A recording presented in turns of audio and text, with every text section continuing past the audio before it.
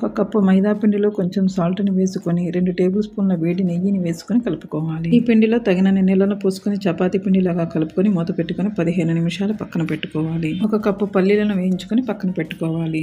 అరకప్పు నువ్వులను వేయించుకొని పక్కన పెట్టుకోవాలి. చల్లారిన తర్వాత పల్లీలపై ఉన్న పొట్టును తీసేసి పల్లీలను నువ్వులను మిక్సీ జార్లో వేసుకోవాలి. ఒక కప్పు పుట్నాలు, అరకప్పు ఎండు కొబ్బరి పొడి, ఒక కప్పు బెల్లం పౌడర్ కూడా మిక్సీ జార్లో వేసుకొని మిక్సీకి వేసుకోవాలి. 15 నిమిషాలు నానిన తర్వాత ఈ విధంగా చేత్తో బాగా కలుపుకొని చిన్న చిన్న ఉండలుగా చేసుకోవాలి. ఒక ఉండను తీసుకుని చపాతీలాగా చేసుకోవాలి. అంచులు వెంబడి తడి చేసుకోవాలి. ఒక టేబుల్ స్పూన్ పౌడర్ని దీని మీద వేసుకొని ఫోల్డ్ చేసుకుని అంచులు వెంబడి ఒత్తుకోవాలి. చపాతీలను రౌండ్గా చేయడం రాలేదనుకోండి, రౌండ్ మూతను ఒకటి తీసుకుని ఈ విధంగా కట్ చేసుకుని అంచు వెంబడి ఉన్న ఎక్స్ట్రా పిండిని తీసేసి కజ్జికాయలు చేసుకోవాలి. కజ్జికాయ అంచు వెంబడి ఈ విధంగా ఫోర్క్తో కానీ స్పూన్తో కానీ డిజైన్ లాగా పెట్టుకుంటే చూడటానికి చాలా బాగుంటాయి.